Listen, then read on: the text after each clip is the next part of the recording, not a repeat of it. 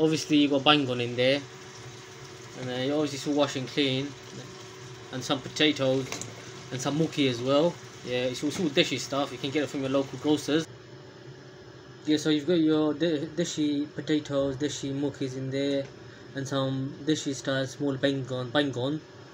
And then obviously we add a bit more deshi uri as well. You get all this stuff from your local Bengali shops, grocery shops. And then we need to add fresh crushed garlic. It's just for the smell of it. Realize we don't put no bugger on this. We're just gonna cook it fresh, straight off the with some water. Make it like I don't know, shira. It's a shira style. Shutki. And then obviously you put some salt, add it to your taste. We put 1 teaspoon. Maybe a little bit more. 1.5. Right, and for our spices, mashla, we're gonna put 1 teaspoon of halud powder or haldi powder, however you wanna pronounce it. And then obviously this is Bangladeshi hutki. We have to make it spicy, so we're gonna put about 2 tablespoons of chili powder, just to give it that little extra spicy kick. Right, so we continue with putting some green chilies on.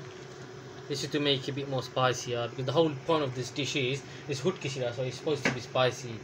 And then obviously just to make it a bit more tasteful, we add a little bit of, it's called shing mas, but I don't know, it depends, different pronunciation, hing mas, but it's in the shops, in the packs, it's written as shing mas. So you get about a couple of pieces, small pieces of shing mas. This is just to give it a bit more fishier taste, really. Right, so we need to add water now. It's basically about up to the top, so you can bring maybe all the vegetables to the boil, and the fish, maybe a bit more.